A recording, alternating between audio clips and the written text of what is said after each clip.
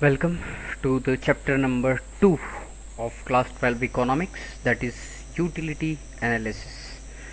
तो utility analysis ये जो चैप्टर है इसके अंदर सबसे पहले हमें पता रहना चाहिए यूटिलिटी मतलब क्या। यूटिलिटी का मतलब होता है किसी भी चीज़ की उपयोगिता।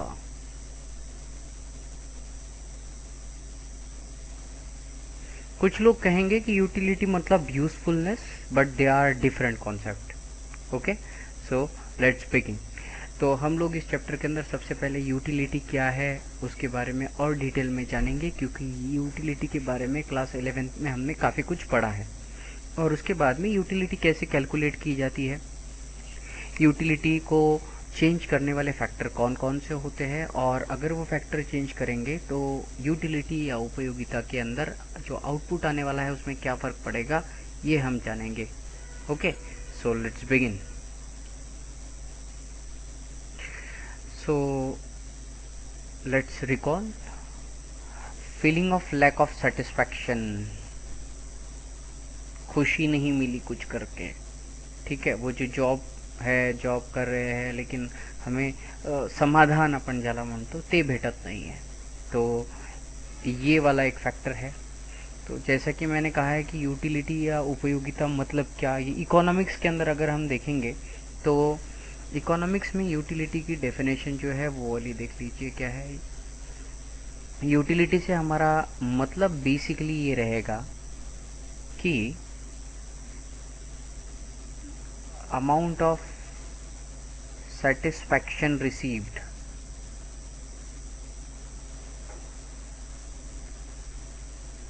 by certain good or service। आप कितने खुश होते हो, आप कितने समाधानी होते हो, आप कितने सेटिस्फाइड होते हो किसी चीज़ को इस्तेमाल करके। अगर आप बहुत ज़्यादा सेटिस्फाइड हुए तो आप कहोगे कि उस चीज़ की यूटिलिटी हाई है।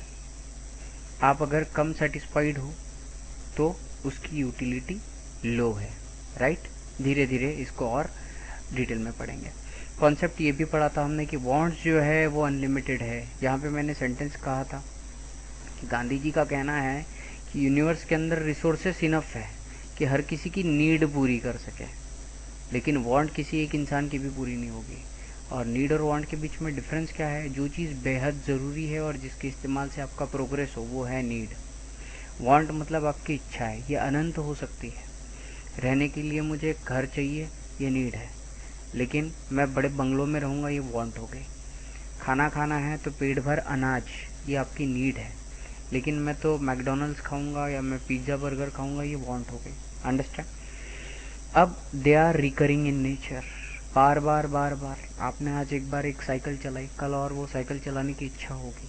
तो मोस्ट ऑफ द हमारी जो वांट्स है ये रिकरिंग नेचर की रहती है। पर चेंज भी होगी, लेकिन ये फिर हायर ऑर्डर पे जाएगी, बदलेगी। तो ये एज के हिसाब से बदलती है, जेंडर के हिसाब से बदलती है, सीजन्स के हिसाब से बदल सकती है, हैबिट और कल्चर के हिसाब से भी बदलती है।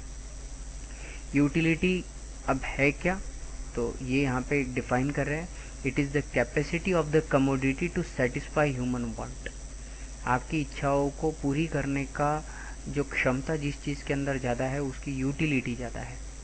In other word, utility is क्या, satisfying power of a good. Okay, so let's begin. Class 11 के अंदर हम लोगों ने कंज्यूमर के बिहेवियर के बारे में बहुत सारी चीज़ें देखी है कि कोई भी जो कंज्यूमर है ये मौसम, समय, पैसा, इन सारी चीज़ों के हिसाब से किस प्रकार से डिमांड क्रिएट करता है। ओके, अब यहाँ पे एक चीज़ है कि यूटिलिटी एक एनालिसिस, ये जो चैप्टर है ये हमें हेल्प करता है to explain the consumers behaviour in relation to the maximize of satisfaction. तो घर चाहिए, रहने के लिए सबको घर चाहिए, लेकिन कौन ऐसा व्यक्ति रहेगा जिसके पास घर है और उस घर में रहने के बाद में वो उस घर में रहकर बहुत ज़्यादा समाधानी है, बहुत ज़्यादा सेटिस्फाइड है। ठीक। अब कुछ एक्सपेरिमेंट दिया है कि सबसे पहले ऐसी 10 चीज़ों के बारे में बताइए जो आपकी वांट को सेटिस्फाई करती है। ठीक है, कि फॉर एग्जांपल मेरी वांट है कि मुझे गाड़ी चाहिए, और गाड़ी के अंदर मुझे फिर कौन सी गाड़ी चाहिए उसका ब्रांड लिख दो। तो ये एक कमोडिटी हो गई जो आपकी वांट को सेटिस्फाई कर रही है। दूसरा, make list of 10 commodities which satisfy the want of the particular individual performing a specific activity.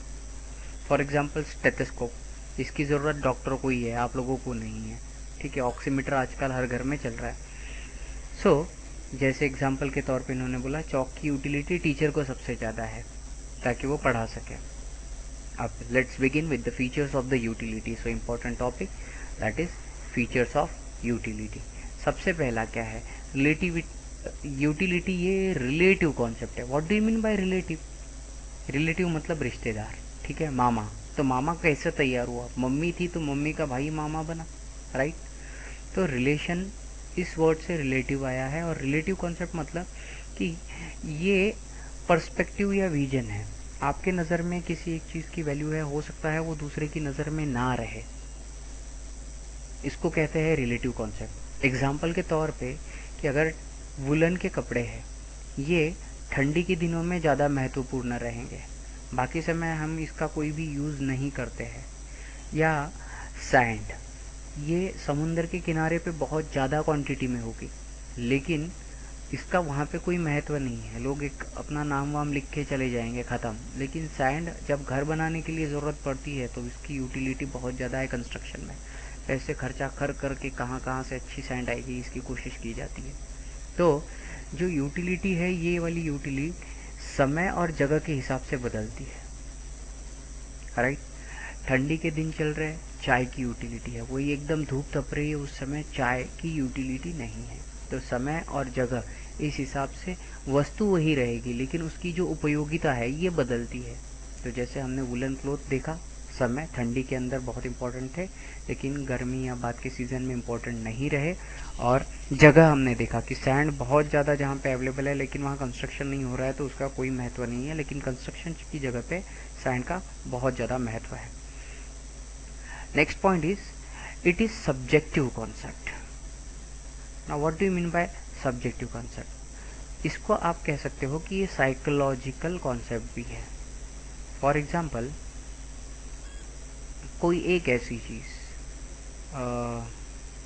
Diapers, छोटे बच्चे टॉयलेट कर देते हैं, तो उसकी ज़रूरत छोटे बच्चों को बहुत ज़्यादा है, लेकिन बड़े लोगों को नहीं है अगर वो वेल टू डू है तो। दूसरा, ये साइकोलॉजिकल कॉन्सेप्ट है। इससे हम लोग क्या समझते हैं कि अगर ये फुलफिल नहीं होता तो ऐसा नहीं है कि डेथ हो जाएगी, मर जाएंगे।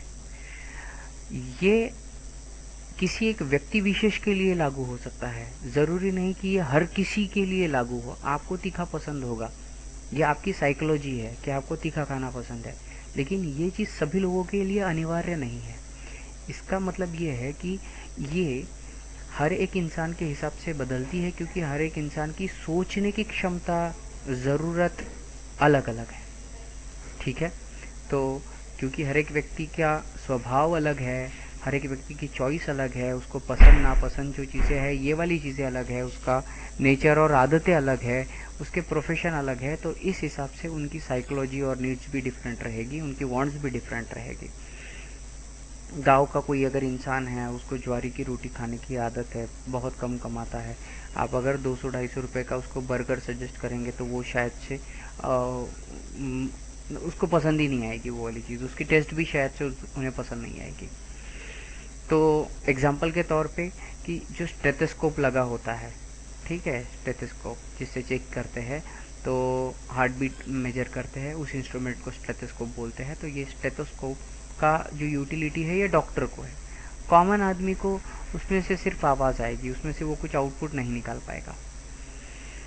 एथिकली न्यूट्रल कॉन्सेप्ट है ये। एथिकली न्यूट्रल कॉन्सेप्ट का मतलब आप किसी की किसी ज़रूरत को सही या गलत साबित नहीं कर सकते। अगर किसी को तीखा खाना पसंद है, आप नहीं पसंद करते हो, ये आपकी पर्सनल राय है, तीखा खाने से वो खुश हो रहा है, उसमें गलत कुछ नहीं है। तो उसमें सही और गलत ये कॉन्सेप्ट ही तैयार नहीं होता, क्योंकि अलग अलग लोगों के हिसाब से उसकी ज़रूरत अलग अलग है। एग्जाम्पल के तौर पे ये कह रहे हैं कि चाकू एक चीज़ है, नाइफ, ठीक है। अब ये जो चाकू है, इस चाकू को आप चाहो तो फल फ्रूट काटने के लिए इस्तेमाल कर सकते हो, या तो आप किसी को तकलीफ देने के लिए, हार्म पहुंचाने के लिए यूटिलाइज कर सकते हो। अब ये दोनों क्या हो गए, इसके यूज़ हो गए। कमोडिटी सेम है, नाइफ। तो आप ये नहीं कह सकते कि ये राइट है या ये रॉन्ग है। हाँ, एथिकली आप ये जो इवेंट हो रहा है, ये जो काम हो रहा है, इसको सही या गलत बोल सकते हो, ठीक। लेकिन अब ये हार्म कौन कर रहा है?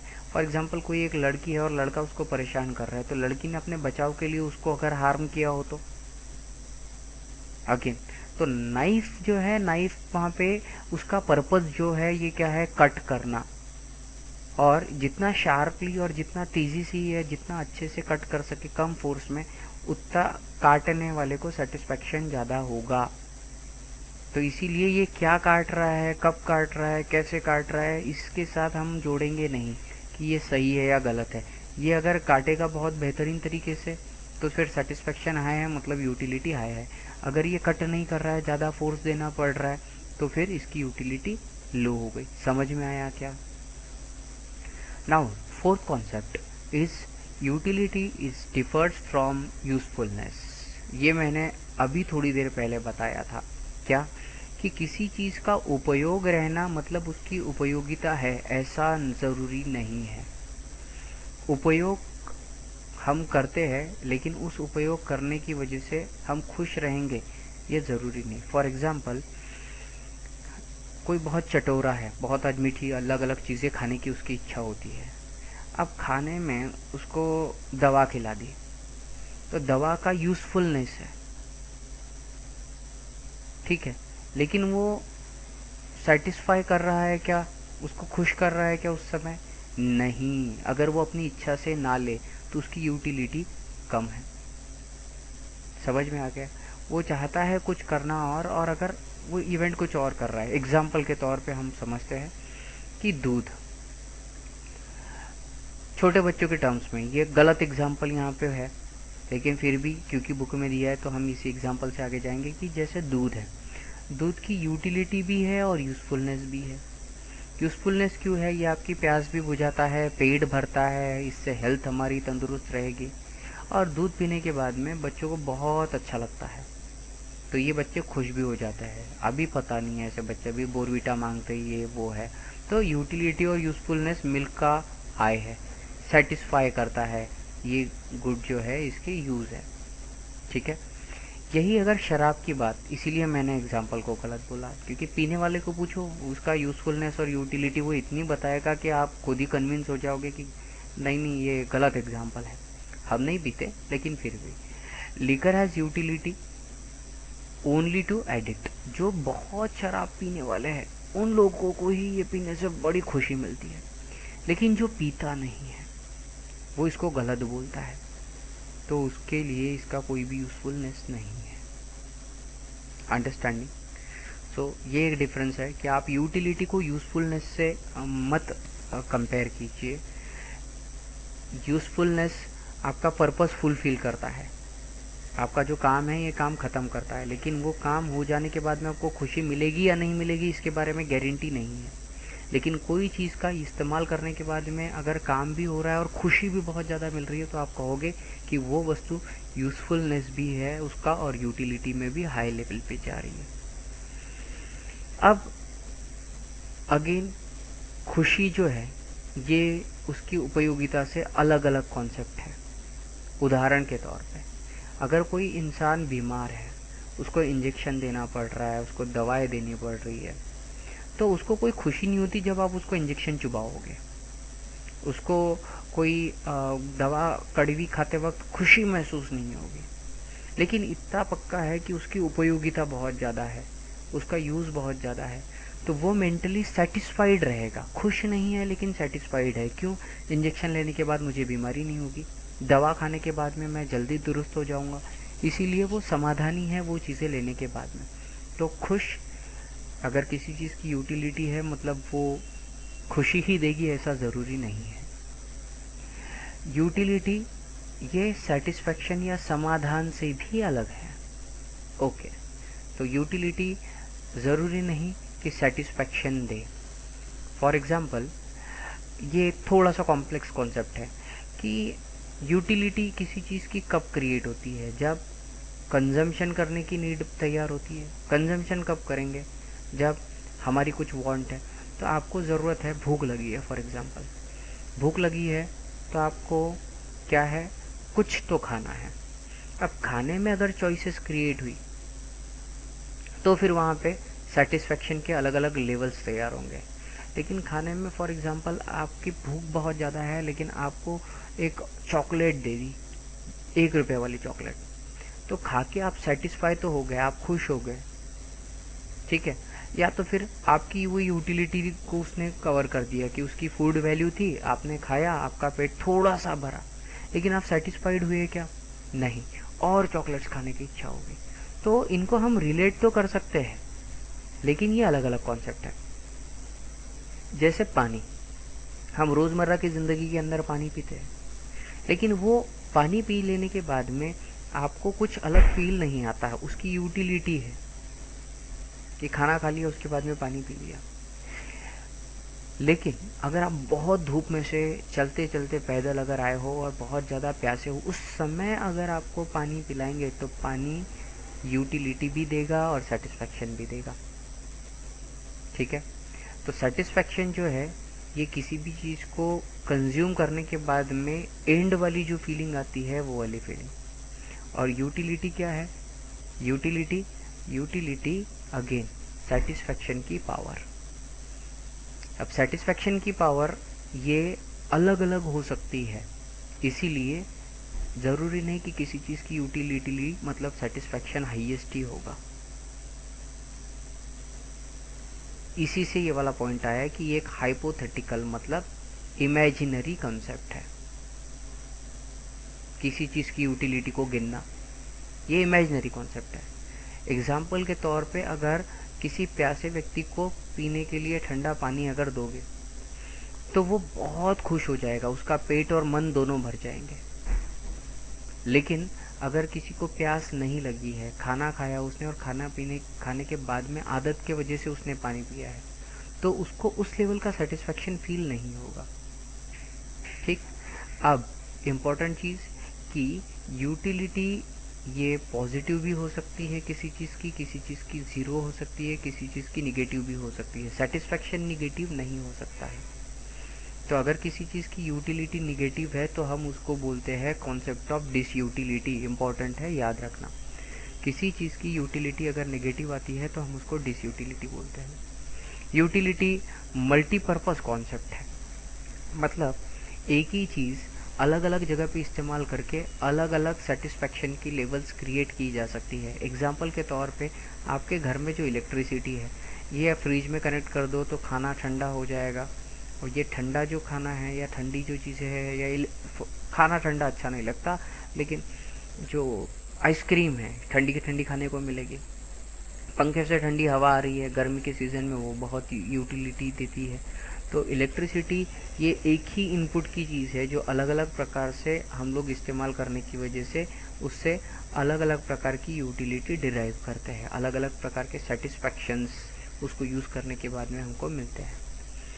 अब यूटिलिटी ये डिपेंड करती है इंटेंसिटी ऑफ वांट। प्यासा आदमी है, उसकी इंटेंसिटी पानी पीने की बहुत ज़्यादा है, बहुत तीव्र इच्छा है उसकी, तो इसीलिए उसके लिए इस चीज़ पानी का महत्व उस समय बहुत ज़्यादा है। आप उसको उस समय कोको कोला पीने दो, वो मना करेगा, ठीक है, उसकी प्यास नहीं बुझेगी। आप उसको उस समय शरबत पीने दो, पानी की प्यास पानी ही बुझाएगा उस समय। तो इसीलिए इंटेंसिटी किसी चीज़ की लेकर चाहत जितनी ज़्यादा है, जितनी तीव्रता है, उतना ही उसकी यूटिलिटी हाई रहेगी।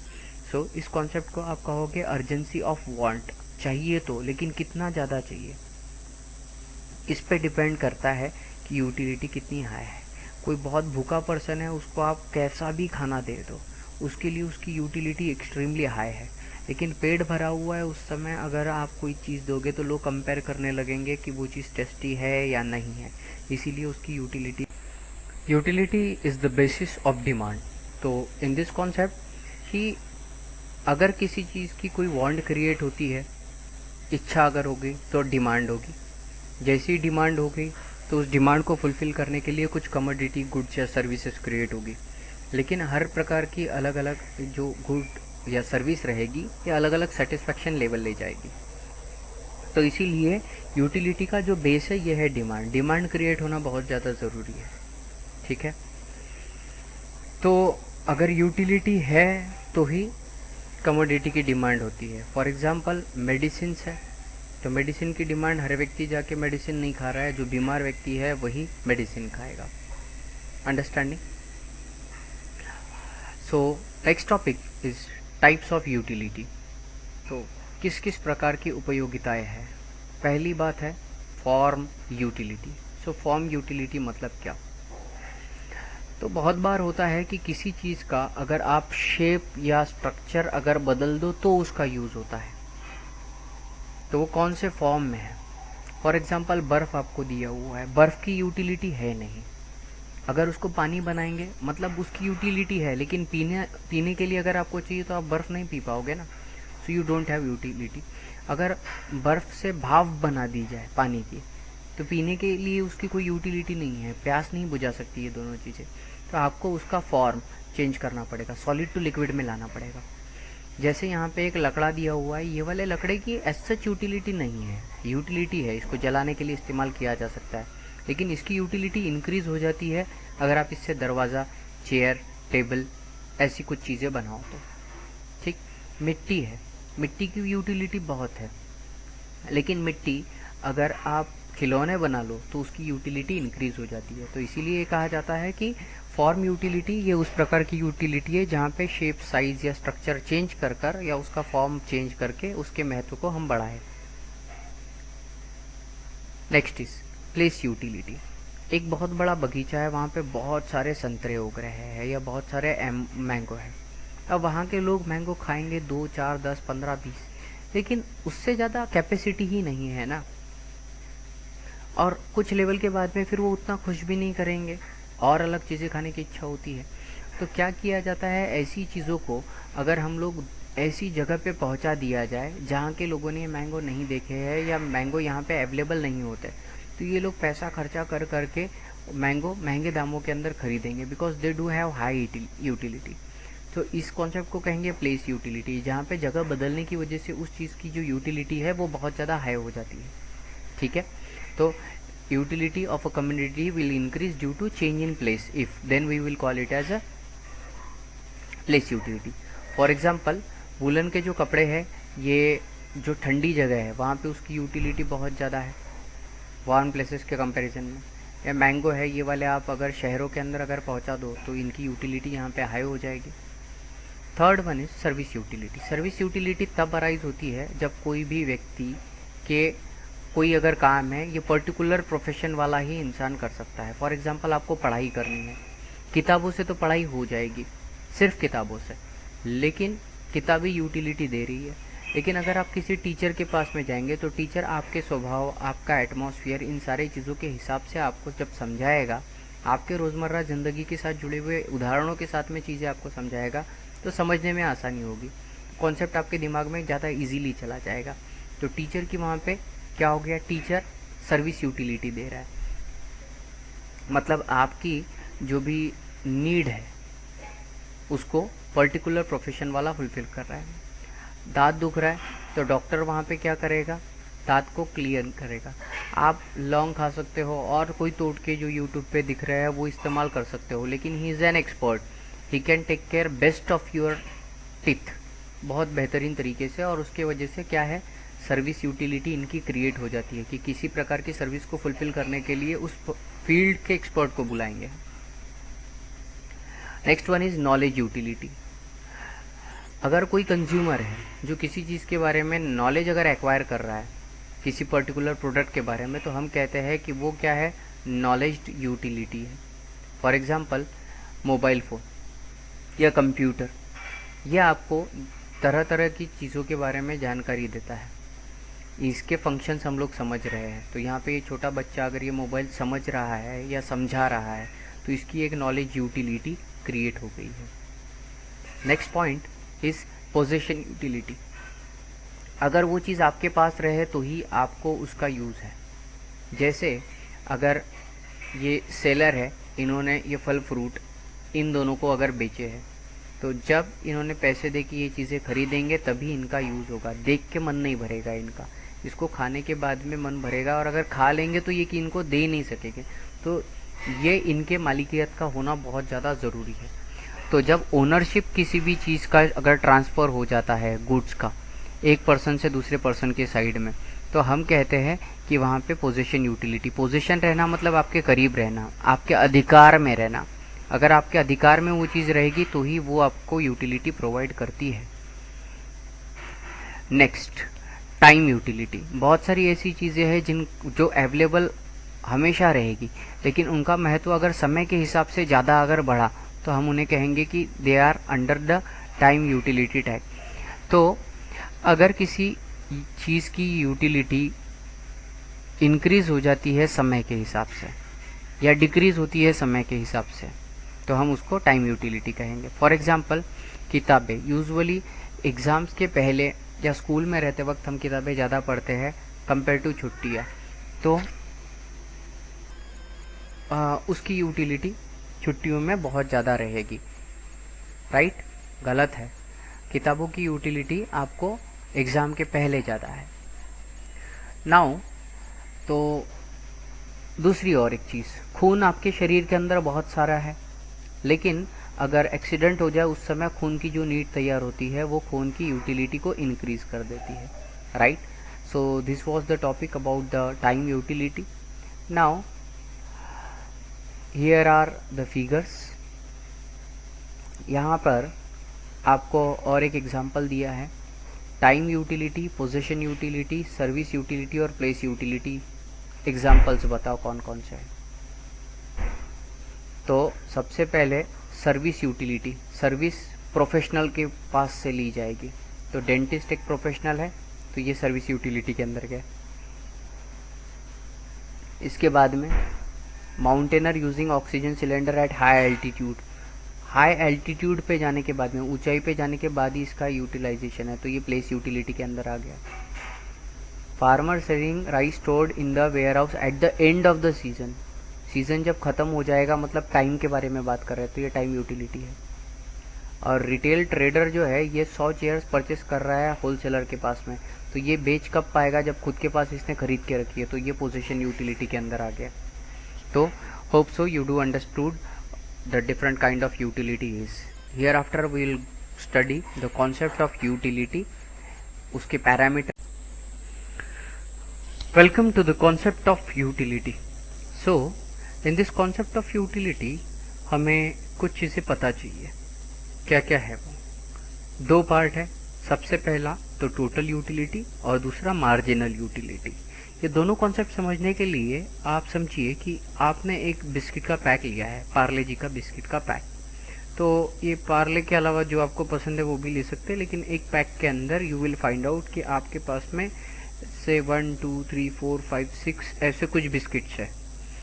तो टोटल यूटिलिटी किसी कहेंगे कि एक बिस्किट खाने से आपको कुछ खुशी या आपकी भूख कम हो गई, आपको अच्छा महसूस हुआ। राइट?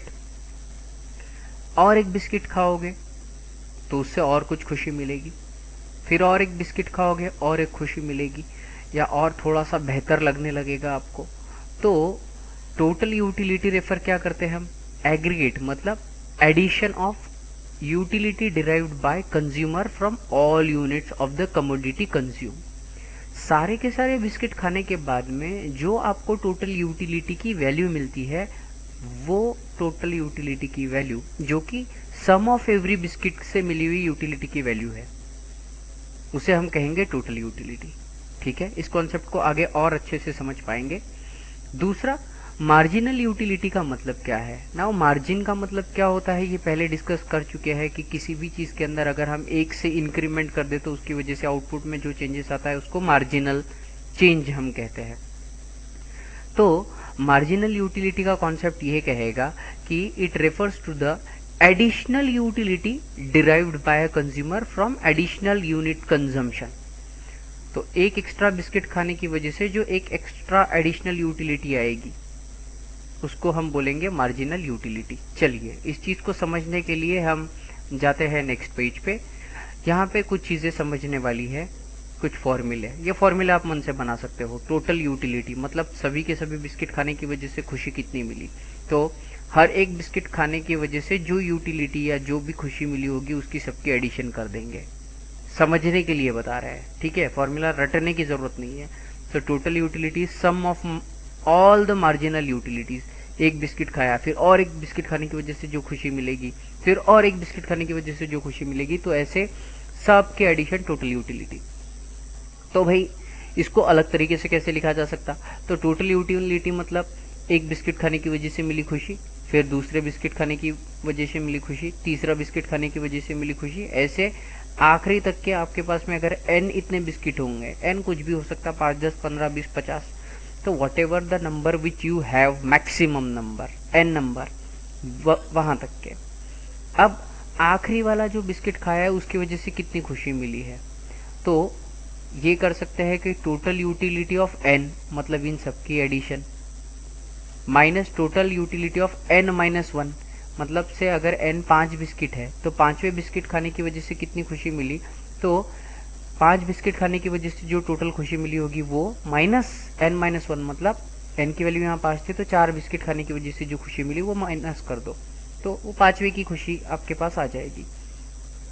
अब क्योंकि ये हाइपोथेटिकल कंसेप्ट है, इसके अंदर ना तो वैल्यू आती है और ना ही आप आउटपुट डिराइव कर सकते हो, लेकिन फिर भी न्यूमेरिकल टर्म्स के अंदर बहुत बार इसके प्रॉब्लम्स आकर हम लोग कोशिश करते हैं इसको डिराइव करने की। जहाँ पे ये पूरे ऊपर वाली टर्म में एम यू मार्जिनल यूटिलिटी बताया था, MU1 U2 MU3 ये marginal utility of first product, फिर उसके बाद में मार्जिनल यूटिलिटी ऑफ वही प्रोडक्ट का सेकेंड पार्ट, फिर marginal utility of third biscuit, ठीक है, मतलब बिस्किट के पैक में ये यूनिट जो ईच एक्स्ट्रा हम इंक्रीज करते जाएंगे वो बता रहा है। MUN का मतलब मार्जिनल यूटिलिटी ऑफ nth वाला यूनिट, और MUN का मतलब total utility of nth unit, तो टोटल सबका सम। MUN-1 बताता है total utility of previous levels जितने भी है वो। अब इसको समझने के लिए ये वाला टेबल आप समझिए, बहुत खूबसूरत तरीके से आप समझेंगे कि मान के चलिए कि यू आर हैविंग बिस्किट का पैक जिसके अंदर 7 बिस्किट है, और आपके पास कोई एक मशीन है जिसमें आप कितने सेटिस्फाई हो रहे हो, कितने आप खुश हो रहे हो, ये हम गिन सकते हैं, राइट। तो पहला बिस्किट खाने की वजह से उस मशीन में पता चल गया कि आप 10 पार्ट या 10% या 10 पॉइंट, उस मशीन ने बताया कि आप 10 पॉइंट खुश हुए हो एक बिस्किट खाने की वजह से। तो मार्जिनल यूटिलिटी क्या हो गई, ये सिंगल यूनिट खाने की वजह से जो खुशी मिलती है वो तो 10 था, तो 10 जैसा का वैसा आ गया, राइट। अब दूसरा देखो, अब आपने जैसे ही दूसरा बिस्किट खाया तो आपका वो जो खुशी वाला मीटर था उसके ऊपर 18 आ गया। तो पहले वाले बिस्किट के कारण ऑलरेडी 10 थे, तो दूसरे वाले बिस्किट के कारण कितना होगा, 18 माइनस 10 8, मतलब दूसरा बिस्किट खाने की वजह से आपकी यूटिलिटी या जो मार्जिनल यूटिलिटी है, जो खुशी है, जो सेटिस्फेक्शन लेवल है, ये 8 पॉइंट बता रहा है। अब थर्ड बिस्किट जैसे ही आपने खाया तो टोटल जो मशीन है इसके ऊपर आ गया 24 कि अभी तक के आप कितने खुश हुए हो। और धीरे धीरे देखो ना, हम जो चीज़ ना बार बार खाते हैं तो शुरुआत में बहुत अच्छा फील आता है, बाद में धीरे धीरे ना हम उतने ज़्यादा एक्साइटेड नहीं रहते उस चीज़ को लेकर, और धीरे धीरे बहुत ज़्यादा अगर वो चीज़ कभी कभार खा ली तो अपनी नज़र के अंदर हम ऐसे कुछ हो जाते हैं कि उसके बाद में वो खाना ही छूट जाता है। यही चीज़ यहाँ पे आएगी कि तीसरा बिस्किट खाने की वजह से 24 आया, तो तीसरे बिस्किट खाने की वजह से आपको कितनी खुशी मिली, तो 24 माइनस 18 करेंगे कि भाई पहले 2 बिस्किट खाने की वजह से 18 पॉइंट खुशी मिली थी, थर्ड बिस्किट की वजह से सिर्फ 6 बढ़ी है। फोर्थ बिस्किट जब आप खाओगे तो 28 आपका खुशी का मीटर बता रहा है, सेटिस्फेक्शन का मीटर बता रहा है। तो 28 माइनस 4 जब आप करते हो तो चौथा बिस्किट खाने की वजह से सिर्फ 4 पॉइंट आपको खुशी मिली है। फिर फिफ्थ बिस्किट जैसे ही खाया तो ये 30 बता रहा है, तो ये 2 आ गया। 6 बिस्किट आपने जैसे ही खाया तो ये खुशी बिल्कुल नहीं बढ़ी, 0, मतलब छठवा बिस्किट खाने की वजह से कोई एक्स्ट्रा खुशी नहीं हुई अब बस। लेकिन फिर भी अब एक बिस्किट कहाँ छोड़ेंगे, इसीलिए 7वां बिस्किट भी आपने खा लिया। तो अब क्या हुआ, खुशी के मीटर में 28 सेटिस्फेक्शन लेवल निगेटिव कम हो गया। पहला खाकर जितना सेटिस्फेक्शन हुआ था उसके कंपैरिजन में अब ये आपको जबरदस्ती खाने वाला फील आ रहा है यहाँ पर। अब आपका ये वाला जो टेबल है टोटल यूटिलिटी वाला और मार्जिनल यूटिलिटी वाला, ये यूनिट जितने बिस्किट खाए इसके हिसाब से मैप करते हैं, ओके। तो पहला बिस्किट खाने की वजह से जो टोटल यूटिलिटी है ये और मार्जिनल यूटिलिटी भी ये। दूसरा बिस्किट खाया तो टोटल यूटिलिटी ये है और मार्जिनल यूटिलिटी ये आई है। तीसरा बिस्किट जैसे ही खाया तो टोटल यूटिलिटी 24 हो गई, लेकिन मार्जिनल यूटिलिटी 4 हो गई। फिर पांचवा बिस्किट खाने की वजह से 6 पॉइंट पे या छठवा बिस्किट खाने के बाद में टोटल यूटिलिटी जितनी है, लेकिन मार्जिनल यूटिलिटी हो गई 0। इसके बाद में टोटल यूटिलिटी निगेटिव होते जा रही है और इसके वजह से मार्जिनल यूटिलिटी भी निगेटिव होते जा रही है। ये कॉमन सेंस में हमारी लाइफ के अंदर हमने बहुत बार एक्सपीरियंस किया है, लेकिन फिर भी स्टिल यहाँ पे आप इसको टेक्निकल लैंग्वेज के अंदर हम लोग समझने की कोशिश करेंगे। आपने एक ग्राफ बनाया है जिसके अंदर आपने टोटल यूटिलिटी का एक कर्व बनाया, मार्जिनल यूटिलिटी का एक कर्व बनाया। टोटल यूटिलिटी का जो कर्व है ये है ये वाला, ये टोटल यूटिलिटी का कर्व, और मार्जिनल यूटिलिटी का जो कर्व है ये है ये वाला कर्व। ठीक है, तो ये टोटल यूटिलिटी और मार्जिनल यूटिलिटी के कर्व्स आपने बनाए हैं। एक्स एक्सिस के ऊपर ये आप दोनों के दोनों, एक्स एक्सिस के ऊपर तो हमने नंबर ऑफ बिस्किट लिए थे, मतलब यूनिट कमोडिटी के, और वाई एक्सिस के ऊपर आपने टोटल और मार्जिनल यूटिलिटी प्लॉट की है। अब कंक्लूजन क्या क्या है, इस ग्राफ से हम लोग क्या क्या सीख सकते हैं। सबसे पहले पहला वाला पॉइंट कि टोटल यूटिलिटी और मार्जिनल यूटिलिटी ये हमने कितने प्रोडक्ट कंज्यूम किए इसके हिसाब से प्लॉट किए हैं। ठीक है, तो जब पहला वाला प्रोडक्ट आप खाओगे तो पहला वाला कमोडिटी का पार्ट जब आपने खाया पहले बिस्किट के लिए, टोटल यूटिलिटी ये किसके बराबर है भाई, मार्जिनल यूटिलिटी के बराबर है। इसके बाद में बुक में एक चार्ट भी आएगा जो इन्हीं पॉइंट को डिस्कस करेगा ताकि आपका एक रिवीजन हो जाए। ओके, दूसरा पॉइंट क्या कहता है कि जैसे ही आपने और एक एक्स्ट्रा पार्ट कंज्यूम किया तो टोटल यूटिलिटी उसकी वजह से क्या हो गई, राइज हो गई, बढ़ी, टोटल यूटिलिटी बढ़ी।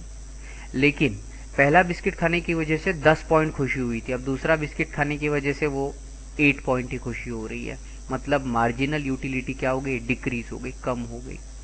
अब धीरे धीरे आप जैसे जैसे खाते जाओगे वैसे वैसे आपकी टोटल यूटिलिटी भले ही इंक्रीज होती जा रही है, लेकिन मार्जिनल यूटिलिटी धीरे धीरे कम होते जा रही है। एक ऐसा पॉइंट आएगा जहां पे टोटल यूटिलिटी आपकी सबसे हाईएस्ट रहेंगे, बहुत खुश, एकदम सेटिस्फाइड हो गया, लेकिन मार्जिनल यूटिलिटी उस समय 0 हो जाती है, म्हणजे पोट भरलं आता, अजून खाण्याची इच्छा पण नाही है। सो इसको बोलेंगे पॉइंट ऑफ सटाइटी। तो पॉइंट ऑफ सटाइटी मतलब क्या, जहां पे टोटल यूटिलिटी आपकी हाईएस्ट हो जाती है लेकिन मार्जिनल यूटिलिटी 0 हो जाती है। वो पार्ट खाने की वजह से आपको कोई एक्स्ट्रा खुशी नहीं हो रही है, एक्स्ट्रा अगर आपने इनपुट लिया तो। इसके बाद भी अगर आप खाता कंटिन्यू करेंगे, जैसे हमारे पास एक एक्स्ट्रा बिस्किट बच गया था, कहाँ रखेंगे पैक, इसके लिए हमने वो खा लिया, तो क्या हुआ, टोटल यूटिलिटी भी कम होते जाएगी और मार्जिनल यूटिलिटी भी निगेटिव होते जाएगी। तो यहाँ से एक कॉन्सेप्ट आता है कि पॉइंट ऑफ सटाइटी के बाद में जो रैशनल कंज्यूमर रहेगा, रैशनल मतलब सोच समझ वाला, विचार वाला, समझदार इंसान जो रहेगा, ये क्या करता है, कंजम्पशन शुड बी स्टॉप्ड, खाना बंद कर देना चाहिए, भले ही 1 है 2 है कितनी भी रहे, खाना बंद कर दो। क्यों, क्योंकि पॉइंट ऑफ सटाइटी पे आपका maximum limit of satisfaction achieve हो गया। अगर इसके बाद आप खाओगे तो क्या होगा, आपकी खुशी डिक्रीज होते जाएगी, अति होने जाते। So consumption beyond the point of satiety जब भी होगा तो सेटिस्फेक्शन डिससेटिस्फेक्शन की ओर लेके जाएगा, फिर चिढ़ आएगी। पार्ले का बिस्किट कुत्तों के साथ भी बहुत बार ये होता है, ठीक है। सो अगर बार बार you can try, this is not for human only, जानवरों के साथ भी है। अगर वो रोज वही चीजें देते जाओ तो वो उसका वैल्यू करना कम कर देते हैं। तो इससे क्या होता है, फिर इल इफेक्ट ऑफ कंजम्पशन होता है, मतलब फिर वो प्रोडक्ट खाना ही हम लोग बंद कर देते हैं। अब ये जो 6 पॉइंट्स है, ये वाले 6 पॉइंट्स वापस से एक बार दोहराओ, और इसी के भरोसे पे आपका आया है ये वाला एक चार्ट, ठीक है। ये वाला चार्ट आपको भरने में बहुत ज़्यादा हेल्प होगी, जो पॉइंट हमने अभी पढ़े हैं इससे रिवीजन भी हो जाएगी। So let's begin with total utility और मार्जिनल यूटिलिटी। तो टोटल यूटिलिटी क्या है भाई? तो टोटल यूटिलिटी क्या है? Sum of all the individual units जब आप कंज्यूम करते हो तो उसकी वजह से जो यूटिलिटी क्रिएट हो रही है, इंडिविजुअल यूनिट की जितनी भी यूटिलिटी होगी उन सब की सम, टोटल यूटिलिटी। मार्जिनल यूटिलिटी क्या है? अगर आपने जितना कंज्यूम किया उससे एडिशनल अगर कोई एक सिंगल प्रोडक्ट आप इंक्रीज करते हो तो उस सिंगल कंपोनेंट को इंक्रीज करने के कारण जो यूटिलिटी इंक्रीज होती है उसको आप एडिशनल यूनिट कंज्यूम करने के कारण मार्जिनल यूटिलिटी क्रिएट होती है, ऐसा कहोगे। अब सेकंड पॉइंट क्या है? टोटल यूटिलिटी इंक्रीज और diminishing at the diminishing rate. Diminishing का मतलब कम कम कम कम कम कम। तो जैसे पहले वाले ग्राफ में हमने देखा कि पहले पार्ट में 10 से बढ़ गया, लेकिन दूसरे में 8 से बढ़ा, तीसरे में 6 से बढ़ा, बाद में 4 से बढ़ा। तो टोटल यूटिलिटी बढ़ तो रही है लेकिन हर बार 10 10 10 10 से नहीं बढ़ रही, 10 8 4 ऐसे ऐसे, मतलब डिमिनिशिंग मतलब कम होते जाना, उस स्पीड से कम होती होती स्पीड से बढ़ रहा है। ओवरऑल बढ़ रहा है लेकिन पहले 10 से बढ़ा, फिर 8 से बढ़ा, फिर 6 से बढ़ा, इससे कहेंगे total utility increase at the diminishing rate. ठीक है। मार्जिनल यूटिलिटी इस समय क्या होती है? तो यहां पे लिख सकते हो कि मार्जिनल यूटिलिटी डिक्रीज होते जाती है। ठीक है। क्यों? क्योंकि डिमिनिशिंग रेट बोला ना, तो पहले में 10, दूसरे में 8, तीसरे में 6, तो मार्जिनल यूटिलिटी डिमिनिशिंग होते जाएगी। तीसरा क्या कहेंगे? टोटल यूटिलिटी आपकी जब हाईएस्ट रहेगी, जिसे हम कहते हैं क्या? पॉइंट ऑफ सटाइटी, उस समय मार्जिनल यूटिलिटी कितनी है? 0 है। इसके बाद भी अगर कंजम्पशन शुरू रखेंगे तो क्या होगा? टोटल यूटिलिटी भाई डिक्लाइन होगी अगर इसके बाद भी कंजम्पशन करेंगे तो, और मार्जिनल यूटिलिटी क्या हो जाएगी? निगेटिव होगी। ठीक है। टोटल यूटिलिटी क्या डिटरमाइन करती है? कि ये value of use of commodity कितना किया हुआ है ये बताएगा। सो टोटल यूटिलिटी क्या बताएगा? कि value in the use of commodity. Marginal utility क्या बताता है? मार्जिनल यूटिलिटी यहाँ क्या बताएगा? अगर total utility determine value in use of the commodity बताता है तो मार्जिनल यूटिलिटी टोटल नहीं बताएगा बल्कि सिंगल कंपोनेंट जो आप यूज कर रहे हो उसकी यूटिलिटी की वैल्यू शो करता है। सिर्फ एक एक्स्ट्रा कंपोनेंट आप इंक्रीज करते हो उसकी सिर्फ यूटिलिटी क्या है वो बताता है। ये total utility total value determine करेगा कमोडिटी की। ठीक है। अब यहां पे क्या रहेगा? टोटल यूटिलिटी जो है ये क्या होगा? पॉजिटिव रहेगा ऑलवेज। ये इंक्रीज हो सकता है, डिक्रीज हो सकता है, लेकिन टोटल यूटिलिटी 0 के ऊपर ही रहेगी। 0 टोटल यूटिलिटी मतलब आपने कुछ भी नहीं खाया। ठीक है। तो 0 हो सकती है टोटल यूटिलिटी किसी एक चीज की, लेकिन ये 0 से ज्यादा ही होनी चाहिए। मार्जिनल यूटिलिटी कभी पॉजिटिव, कभी निगेटिव, कभी 0 हो सकती है। 0 के ऊपर ये पॉजिटिव भी रहेगी और निगेटिव भी रहेगी। ठीक है। लेकिन 0 के ऊपर ही होनी चाहिए इसकी वैल्यू। और डायग्राम कैसी आती है इसकी? टोटल इसकी थोड़ा थोड़ा इंक्रीज होगी, फिर बैलेंस हो जाएगी, फिर कम कम होते जाएगी। ठीक है। और यहाँ पे डायग्राम कैसे बनेगी मार्जिनल यूटिलिटी की? सो मार्जिनल यूटिलिटी और यहाँ पे यूनिट, तो इसका डायग्राम बनेगा कुछ इस तरीके से। अगर ये 2 से चालू हुआ है तो आप यहाँ से चालू कीजिए, ये ऐसे। ठीक है। इस पॉइंट के ऊपर ये 0 हो जाएगा क्योंकि ये हाईएस्ट है, और जब ये निगेटिव होगा तब ये निगेटिव में चला जाएगा, जब ये पॉजिटिव है तब ये डिक्लाइन हो रहा है। अंडरस्टैंडिंग? बस ये यहाँ पे हमारा ये जो पार्ट है ये वाला पार्ट होता है खत्म। अब इसके बाद में एक बहुत ही अच्छा लॉ आता है। उस लॉ को कहा गया है law of diminishing marginal utility. Diminish होना मतलब क्या? धीरे धीरे धीरे धीरे कम कम होना। तो इंट्रोडक्शन करते हैं, क्या है ये वाला लॉ? किसने प्रपोज किया है? प्रोफेसर गोसेन, इन्होंने सबसे पहले प्रपोज किया, लेकिन इसको डिटेल में प्रोफेसर अल्फ्रेड मार्शल इनकी बुक प्रिंसिपल्स ऑफ इकोनॉमिक्स जो 1890 में पब्लिश की थी उसमें दिया हुआ है। अब ये जो है ये यूनिवर्सल कैरेक्टर है, डिमिनिशिंग मार्जिनल यूटिलिटी का जो लॉ है ये दुनिया में हर जगह लगेगा। मैंने बताया था जानवर को भी लग रहा है, ठीक है। तो मोस्ट ऑफ द जगह पे ये वाला लॉ लगता है, इसीलिए इसको यूनिवर्सल कैरेक्टर कहा गया है। मतलब ये सभी जगह एप्लीकेबल है, पूरे ब्रह्मांड में इसका उपयोग किया जा सकता है, ठीक। और ये किसी भी कॉमन जो व्यक्ति है इसका किसी भी चीज को कंज्यूम करने के बिहेवियर के बारे में भी बताता है। अब स्टेटमेंट किसी भी लॉ का जैसे कि वैसे ही याद रखा तो सबसे ज्यादा हमारे लिए बेटर है। बेचारे ने इतनी मेहनत करके ये लॉ बनाया हुआ है, ठीक है। तो अल्फ्रेड मार्शल इन्होंने जो स्टेटमेंट दिया वो क्या कहा कि अगर बाकी सारी चीजें कांस्टेंट रखो, ये सबसे बड़ा रोना रहेगा कि भाई आप बाकी सारी चीजें जो इस चीज को इन्फ्लुएंस करती है उसको अगर कांस्टेंट रखो। फॉर एग्जांपल अगर आपने इडली डोसा या इडली के साथ सांभर लिया तो क्या होगा, शुरुआत में आप इडली कम खा रहे हो या इडली ज्यादा खा रहे हो, सांभर कम खा रहे हो। बाद में धीरे धीरे आप इडली कम करते हो, सांभर बढ़ा देते हो, लेकिन टोटल यूटिलिटी बैलेंस करने की कोशिश करते हैं। मार्जिनल यूटिलिटी भी मैनेज हो जाती है दोनों का मिलाकर, राइट। तो यहाँ पे किसी एक ही वस्तु के बारे में डिस्कस करो तो बाकी सारी चीजें जो उनको इन्फ्लुएंस करने वाली है उनको कांस्टेंट रखो। तो उस सिलसिले में यह क्या कह रहा है कि अगर अदर सारी की सारी थिंग्स हम कांस्टेंट अगर रखे तो जो एडिशनल बेनिफिट, अब बेनिफिट क्या होगा वही खा कर, तो सेटिस्फेक्शन मिल रहा है। तो जो बेनिफिट एक व्यक्ति किसी चीज के अंदर से डिराइव करता है उसके पूरे के पूरे स्टॉक में से, ये धीरे धीरे कम होती जाती है हर एक एक्स्ट्रा यूनिट जब आप उसका कंज्यूम करते हो उसके हिसाब से। सादी सरल भाषा के अंदर कि अगर आपके पास में बहुत सारे बिस्किट है या बहुत सारी चीजें हैं तो आप उसको पहली बार जब इस्तेमाल करोगे, नया मोबाइल हाथ में आ गया, बड़ी खुशी। दूसरी बार जब लोगे तब उतनी खुशी नहीं होगी।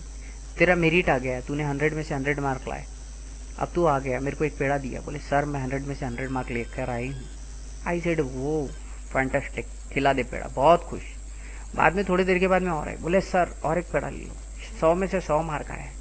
तो आई सेड कि ठीक है, मेरे को खुशी हो गई, चल दे दे, तूने इतने मेहनत से लाए मार्क, दे दे। अब तीसरी बार अगर तू आएगा तो दिक्कत हो जाएगी तेरे लिए भी, समझ आ रहा है।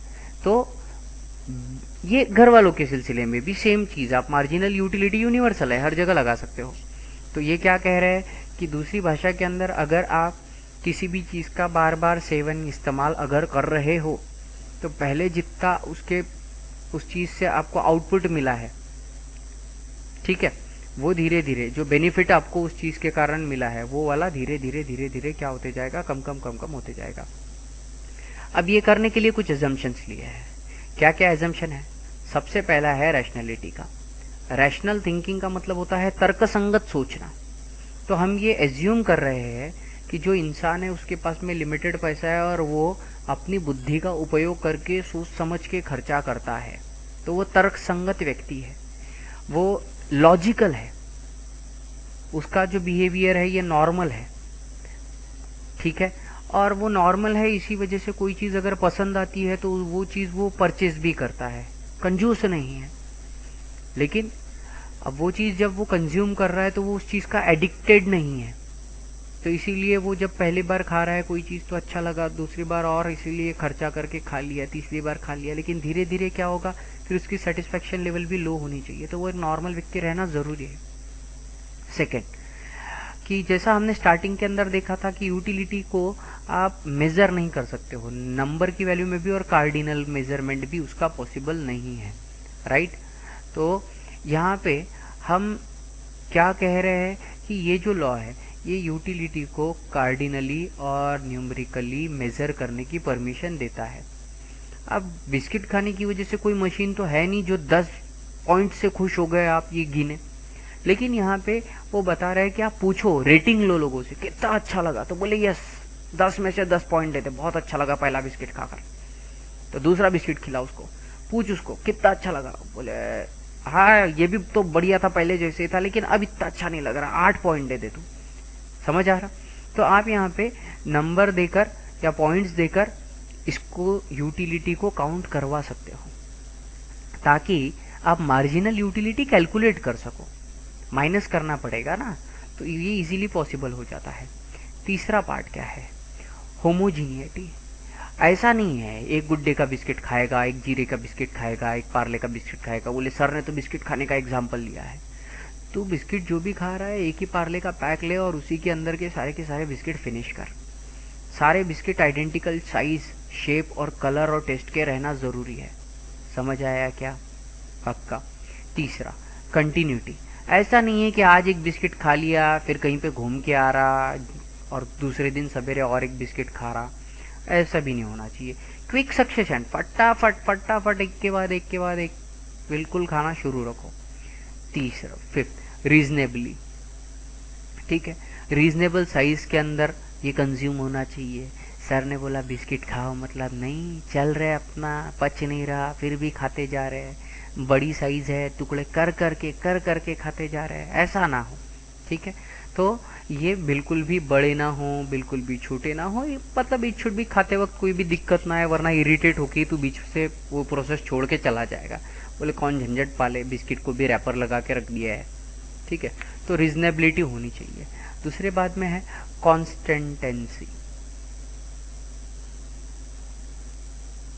तो कॉन्स्टेंसी का मतलब क्या है कि सारे के सारे जो फैक्टर हैं, income, taste, habit, choice, likes, dislikes, ये सब की सब कांस्टेंट रहना। ये नहीं रहता भाई, लेकिन फिर भी यहाँ पे तुमको कांस्टेंट रखना है। नहीं तो होगा क्या, आज तुमने एक्सपेरिमेंट किया पार्ले के बिस्किट के साथ में, कल तुम जाके गुड्डे का लेकर आ रहे हैं। अब गुड्डे जब तुमने खरीद के लेके आया तो डेफिनेटली है कल जब आप सेम अगर पार्ले का बिस्किट खाएंगे तो आपको तकलीफ हो सकती है। या फिर आप आज पार्ले खा रहे हो, कल अगर आप गुड्डे या और कोई दूसरी ब्रांड अगर लेते हो तो आपको अच्छा लगेगा। लेकिन आपकी इनकम अगर कांस्टेंट है तो आज आप भी पार्ले अफोर्ड कर रहे हो, कल भी आप पार्ले अफोर्ड करोगे। हम लोग पार्ले को निगेटिव नहीं बता रहे हैं, देश का बिस्किट है, बस हम ये समझाने की कोशिश कर रहे हैं कि जो आपने एक टर्म इस्तेमाल किया था कि other things should be remain constant, तो कौन कौन सी चीजें हैं जो कांस्टेंट रहनी चाहिए, ये वो सारी चीजें हैं। क्योंकि इनमें से अगर एक भी आपकी चीज अगर बदल जाती है तो ये वाला लॉ इनवैलिड होता है वहां पर। फिर उसके बाद में डिविजिबिलिटी होनी चाहिए।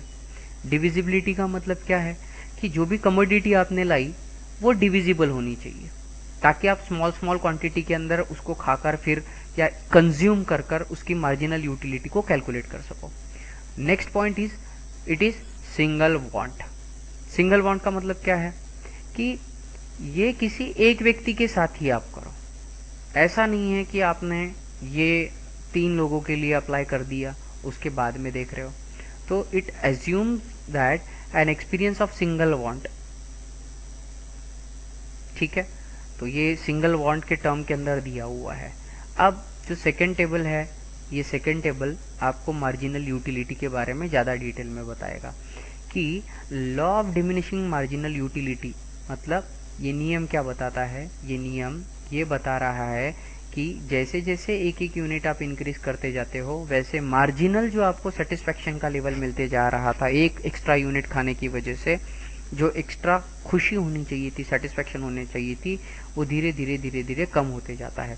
तो ये ग्राफ के फॉर्मेट के अंदर जो पहला आपने ग्राफ बनाया था उसमें टोटल यूटिलिटी और मार्जिनल यूटिलिटी दोनों थे, वहाँ का सिर्फ मार्जिनल यूटिलिटी वाला जो पार्ट है वो वाला पार्ट लाकर यहाँ पे आपने पैच किया है, रखा हुआ है।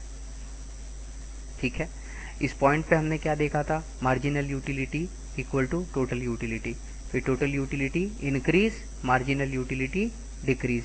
इस पॉइंट पे क्या देखा था, satiety point, total utility equal to highest, marginal utility equal to 0। इसके बाद टोटल यूटिलिटी क्या होती है, डिक्रीज होती है, और इसी वजह से मार्जिनल यूटिलिटी भी क्या होती है, निगेटिव के अंदर चली जाती है। इसको डिस यूटिलिटी बोलते थे। ठीक है, तो यही सारी बात जो है ये आपको यहाँ पे बताई गई है, जो हमने ऑलरेडी पहले ही एक्सप्लेन कर दिया है। तो अब एक्सेप्शंस लेते हैं कि कौन सी ऐसी चीज़ें हैं जो law of diminishing marginal utility के अंदर नहीं आती। सबसे पहले हॉबी। हॉबी मतलब वो लोग बोलते हैं कि उस चीज़ में करियर करो जिस चीज़ में आपकी हॉबी है। अब वो बेसिकली समझ में नहीं आया। तो हॉबी क्या है, जो चीज़ आपको दिल से बेइंतहा पसंद है। ठीक है, क्लास के लड़के लड़की की बात नहीं चल रही, किसी आदत की बात चल रही। क्या कि जैसे किसी को स्टैम्प कलेक्ट करना पसंद है, किसी को कॉइन कलेक्ट करना पसंद है, किसी को रेयर पेंटिंग्स के कलेक्शंस करना पसंद है, या किसी को म्यूज़िक सुनना पसंद है, किसी को रीडिंग सुनना पसंद है, तो इन सब के लिए ये वाला लॉ नहीं लगता है, क्योंकि ये चीज़ें आपको बहुत ज़्यादा पसंद है। इनको इकट्ठा करने से आपका प्लेजर जो है ये धीरे धीरे इंक्रीज होता है, तो इसीलिए मार्जिनल यूटिलिटी भी अपने आप इससे इंक्रीज होती है। तो ये जो होमोजीनियटी और कंटिन्यूटी के जो प्रिंसिपल आपने पहले देखे, इन दोनों को कैंसिल कर रहा है। होमोजीनियटी मतलब आपके पास में पहले 10 स्टैम्प थे, अब किसी ने आपको बहुत ही अनोखा अद्भुत दूसरे देश का एक नया स्टैम्प या कॉइन लेके आ गया, वो सेम है, कॉइन ही है, लेकिन एक एक्स्ट्रा कॉइन आने की वजह से आपकी खुशी और ज़्यादा इंक्रीज होगी, क्योंकि वो बहुत अलग था। वो आदत आप कंटिन्यू रखते जाओगे तो आपकी खुशी धीरे धीरे बढ़ती जाएगी। Next point is माइजर।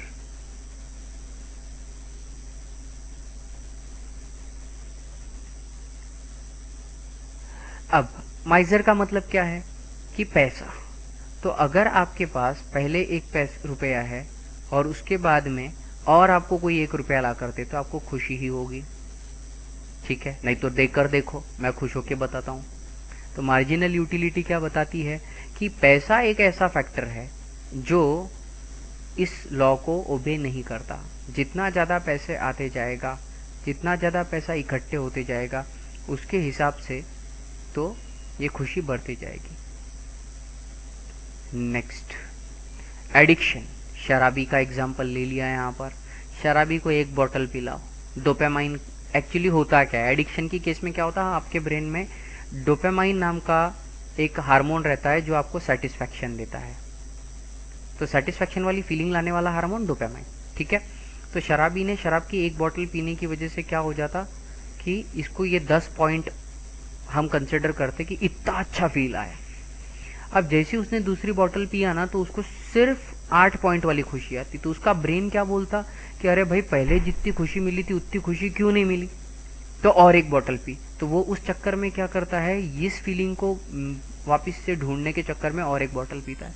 आप बोलते हो बेचारे का दोष है, लेकिन ये दिमाग का खेल है कि जो highest peak level total utility की मिली थी, उसको वही वो मेंटेन करने के लिए कंजम्पशन की क्वांटिटी को इंक्रीज करता है।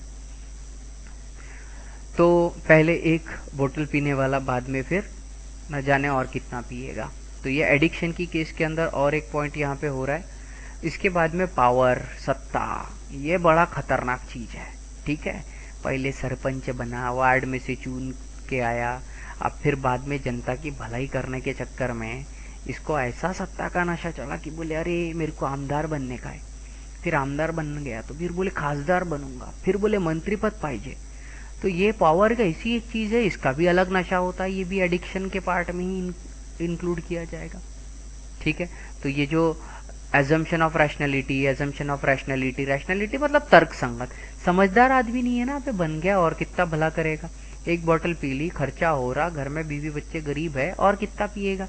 लेकिन ये जो सोच समझने की ताकत है, इसको खत्म करके ये वाला लॉ आगे बढ़ता है। फिर मनी। तो मनी के बारे में मार्जिनल यूटिलिटी कभी भी 0 नहीं होती, ठीक? जैसे जैसे स्टॉक ऑफ मनी इंक्रीज होते गया, तो मनी क्योंकि माध्यम है अलग अलग चीज़ों को खरीदने और बेचने का, तो इसीलिए आज आपके पास में पैसा आया, आपने खरीदी 2 व्हीलर स्प्लेंडर, फिर बाद में और पैसा आ गया, स्प्लेंडर बेच डाली, आपने खरीद लिया से काइनेटिक की गाड़ी KTM, उसके बाद में और पैसा आया, बेच दिया, बोले R15 लेंगे, फिर और R1 लेंगे, फिर हायाबुसा लेंगे। तो अब जिसको शौक है गाड़ियों का, वो इस तरीके से, क्योंकि मनी ये अलग अलग चीज़ों को खरीद कर, और वो खरीदी हुई जो चीज़ें ये सेटिस्फेक्शन देती है, तो इसीलिए ये वाला फैक्ट है। यहाँ marginal utility of money is more to poor person than the rich person. गरीब आदमी है, उसके पास 100 रुपए थे, उसको दूसरे दिन काम करने के बाद अगर 110 मिले, वो बहुत खुश होता। लेकिन पैसे वाला आदमी है, रगड़ पैसा बिल्कुल, उसके पास ऑलरेडी 1 लाख रुपए है।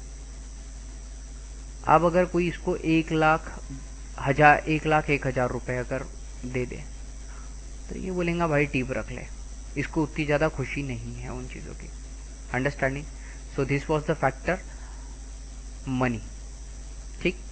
इसके बाद में आते हैं इस लॉ की कमियां क्या क्या है। क्रिटिसिज्म। सबसे पहला वाला क्रिटिसिज्म तो ये है कि ये अनरियलिस्टिक है। क्यों अनरियलिस्टिक है? आपने जो अजम्पशन करने के लिए बोले, जो चीज़ें आपने कांस्टेंट रखने के लिए बोली कि रोज आप पार्ले का ही बिस्किट खाओ, सेम चीज़ क्यों खाएं? बाकी की वैरायटी है, नहीं खाएंगे। कंटिन्यूटी रखो, क्यों खाए? चाय के साथ बिस्किट भी मिल रहा। तो रैशनैलिटी रखो। तो हर इंसान को अगर तर्कसंगत सोच बुद्धि अगर आ जाती तो दुनिया नहीं बदल जाती भैया।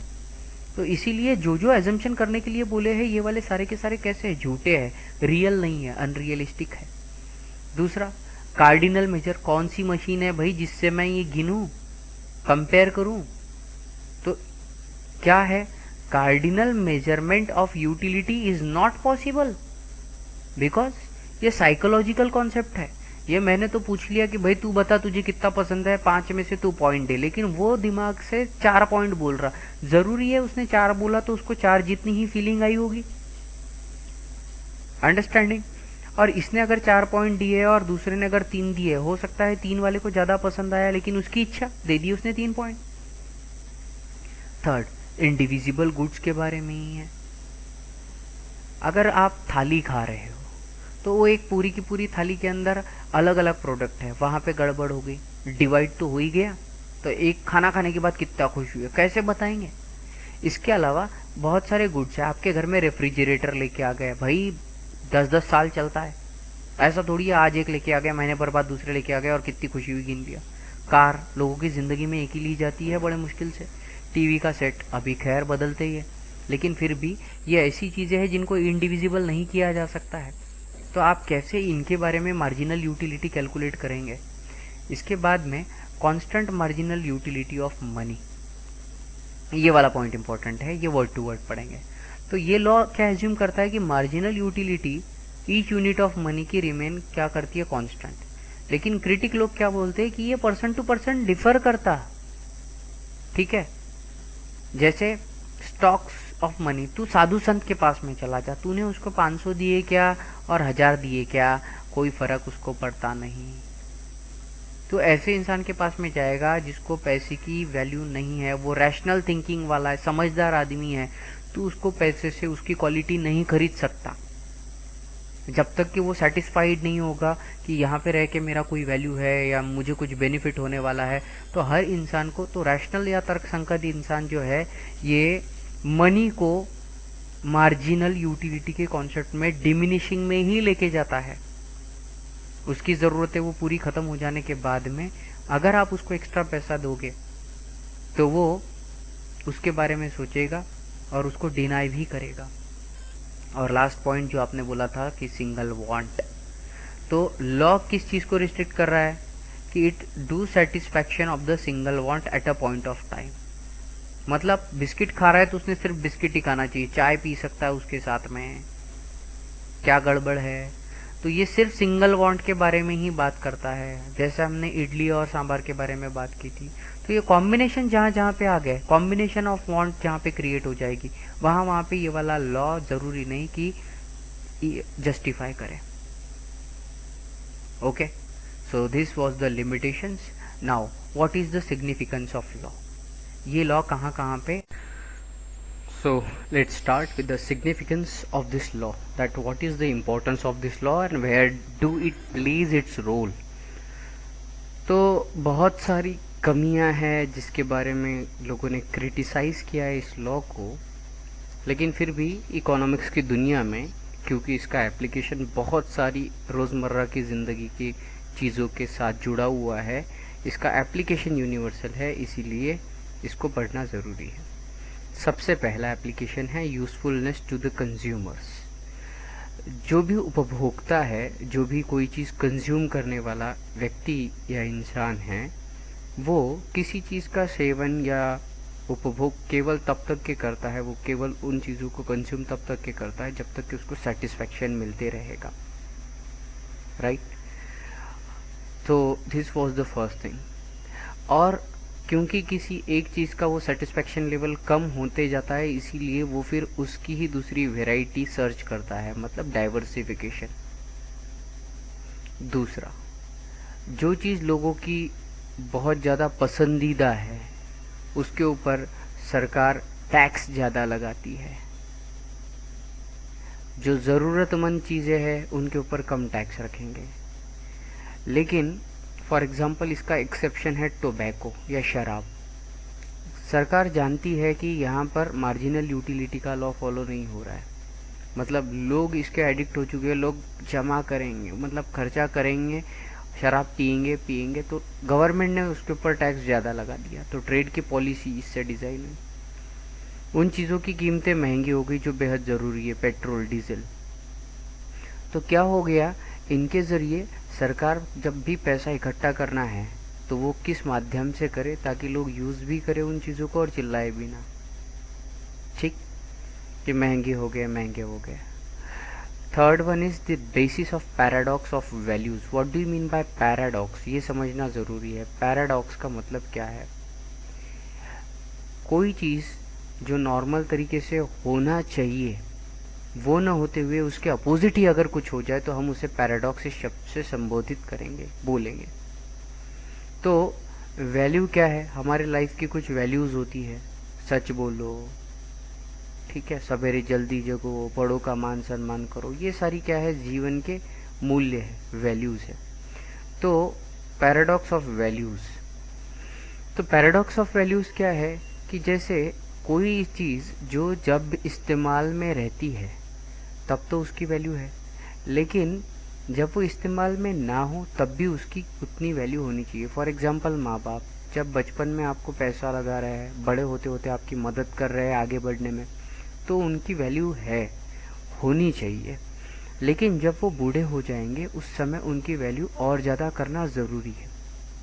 पैराडॉक्स मतलब इसका उल्टा क्या होता है कि जब चीज़ें वो यूज़ में हैं तब उसकी वैल्यू है, इस कॉन्सेप्ट को कहेंगे वैल्यू इन यूज़। लेकिन जब उसका एक्सचेंज होता है तब उसकी वैल्यू ज़ीरो या कम हो जाती है। फॉर एग्ज़ाम्पल, हवा, पानी, सनशाइन, ये नेचुरल रिसोर्सेस है। ये चीज़ ध्यान दो, ये मार्जिनल यूटिलिटी को भी मतलब मार्जिनल यूटिलिटी से हम ये कहेंगे कि जब ये ज़्यादा क्वांटिटी में है, हवा, water, sunshine, then we are okay, ठीक है भाई, तकलीफ हो सकती है थोड़ी बहुत। लेकिन अगर हवा ही कम हो जाए तो मरने का प्रॉब्लम हो जाएगा। वाटर अगर कम मिले, सनशाइन अगर कम मिले तो बीमारियां बढ़ने लगेगी। ये तो एक कॉन्सेप्ट है, लेकिन basis of paradox of values क्या बोलता है कि जब पानी आपके पास में बहुत ज़्यादा क्वांटिटी में है तो उसकी वैल्यू है, लेकिन पानी अगर बेचने जाएंगे या पानी जैसे बरसात से आ रहा है तो उसकी वैल्यू कम हो जाती है। तो ये पैराडॉक्स, बॉटल वाले वाटर की वैल्यू नहीं, पानी की बात नहीं कर रहे हैं यहाँ पे, जो अवेलेबल है। एयर, बिल्कुल बहुत सारी हवा है, जब आप उसका इस्तेमाल कर रहे हो दवाखाने के अंदर तो उसकी वैल्यू आप देते हो ऑक्सीजन के सिलेंडर की कीमत। लेकिन जब एक्सचेंज हो रहा है, जब आप नॉर्मली रेस्पिरेशन कर रहे हो उस समय जो एयर का एक्सचेंज हो रहा है उसकी वैल्यू हमको कितनी है, ज़ीरो है, ना के बराबर है। वही ऐसी चीज़ें, इसका उल्टा क्या है, वैल्यू इन एक्सचेंज करने के बाद में ज़्यादा पैसा मिलेगा।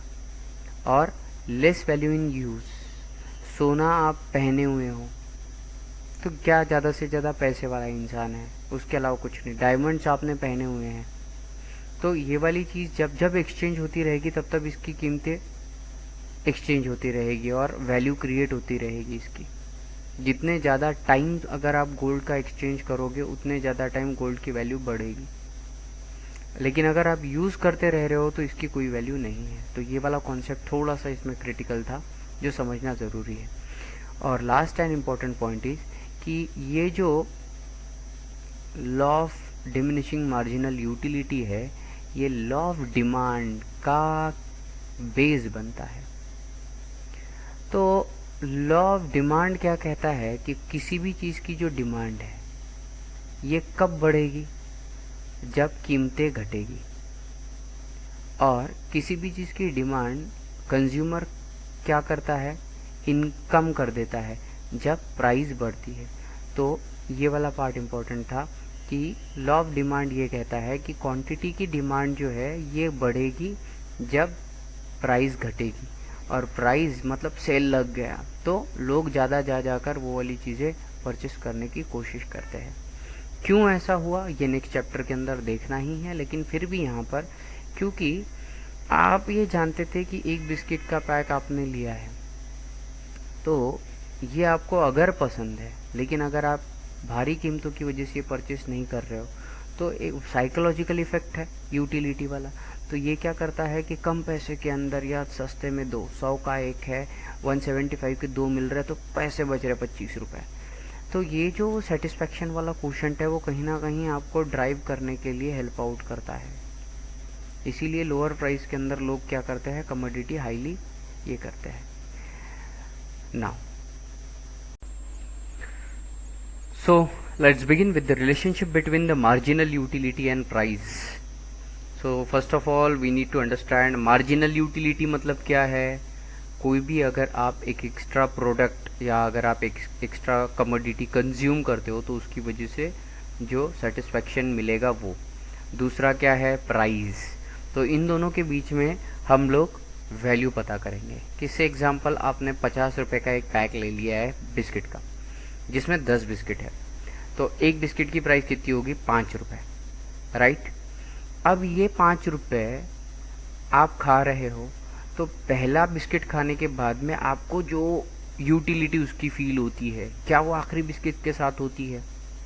पहली बार पहला जो बिस्किट खा रहा है उसकी जो टेस्ट है वो आखिरी बिस्किट तक के उसी लेवल का सेटिस्फेक्शन, उसी लेवल के जो फीलिंग है वो मेंटेन नहीं होती।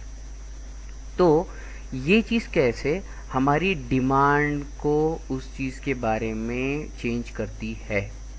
तो आगे आने वाले चैप्टर में हम लोगों को देखना है लॉ ऑफ डिमांड, जो कहता है कि अगर प्राइस बढ़ती है तो डिमांड कम होगी और अगर प्राइस कम हुई तो डिमांड बढ़ेगी।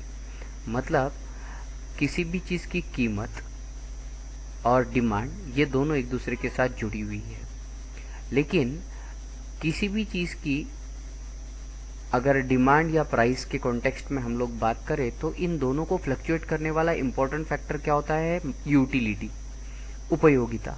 अगर वो इंसान बेहद चाहता है उस चीज़ को परचेस करना, वो खरीद सकता है और खरीदने के बाद अगर उसे संतुष्टि मिलती है, अगर वो सेटिस्फाई होता है, खुश होता है, तो उसकी यूटिलिटी हाई रहती है।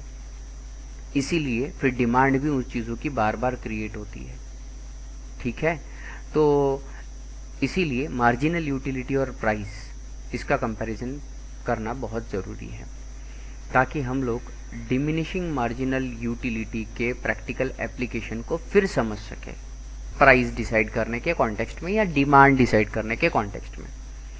तो ये चीज़ों को समझने के लिए हम मान के चलते हैं कि किसी भी एक चीज़ की या एक यूनिट की जो मार्जिनल यूटिलिटी है ये इसके बाद में नहीं बता सकते, लेकिन हम लोग बताएंगे 10 रुपये में। फॉर एग्जाम्पल कि एक बिस्किट की खाने के बाद जो खुशी मिल रही है ये 10 रुपये की है, लेकिन एक बिस्किट मार्केट के अंदर जो मिल रहा है ये कितने में मिल रहा है भाई, 50 रुपये के अंदर मिल रहा है, ठीक है, राइट। हमने 50 रुपये के अंदर 10 बिस्किट लिए थे, लेकिन एग्जाम्पल के अंदर अभी यहाँ पे क्या है, पर यूनिट ऑफ एक बिस्किट 50 रुपये का, लेकिन उस बिस्किट को खाने की वजह से खुशी कितनी मिल रही है, 10 रुपये की। जितनी भी उसके पॉइंट ऑफ सेटिस्फैक्शन रहेगी मल्टीप्लाइड बाय 10, ये रहेगा उसका फॉर्मूला। मतलब आपने बोला कि कितनी स्टार रेटिंग दोगे सर एक बिस्किट खाने में, बोले 10 स्टार, बहुत खुशी, बहुत मजा आया, तो 10 स्टार का मल्टीप्लाइड बाय 10 मतलब 100 रुपीज़ की खुशी मिल गई, समझे। तो चलिए देखते हैं इसको टेबल के फॉर्मेट में। इन दिस टेबल हम लोग देखेंगे कि आपने एक बिस्किट खाया, 2 बिस्किट, 3 बिस्किट, 4, 5 और 6, तो 6 बिस्किट का एक पैक था वो आपने खाया। अब marginal utility per unit of x से हमारा मतलब क्या है। सबसे पहले मार्जिनल यूटिलिटी पहले कैलकुलेट करेंगे कि भाई एक बिस्किट खाने के बाद में सर हमने पूछ लिया कि आप कितने स्टार रेटिंग नहीं, आपने बोल दिया सर 10 स्टार, बहुत अच्छा था, तो इसका मार्जिनल यूटिलिटी 10 बता दिया, ख़त्म। फिर दूसरा बिस्किट खाने के बाद में वो जो मशीन है स्टार रेटिंग वाली, तो आपने बोला इसको तो 8 स्टार दे सकते हैं, मतलब जो दूसरा बिस्किट खाया वो और पहला मिला के हो गया 18, टोटल यूटिलिटी 18, लेकिन मार्जिनल यूटिलिटी इसकी क्या होगी, सिर्फ सेकंड बिस्किट की वजह से आई हुई फीलिंग 8 स्टार की। समझ रहे हो सेकंड वाला कॉलम, थर्ड बिस्किट जैसे ही खाया, बोले सर बढ़िया तो था लेकिन पहले जितना अच्छा लगा ना, एकदम से पहला वाला खाया उतना अच्छा नहीं लग रहा है। तो अब कैसा, वो टेस्ट पहले ऑलरेडी मुंह में थी, तो बोले अभी इसको 7 ही स्टार देंगे। तो ठीक है, तो इसकी मार्जिनल यूटिलिटी कितनी होगी, 7 की, और टोटल यूटिलिटी कितनी होगी, 7 + 8 + 10 दैट इज 25। ठीक है, तो ये हर एक इंडिविजुअल।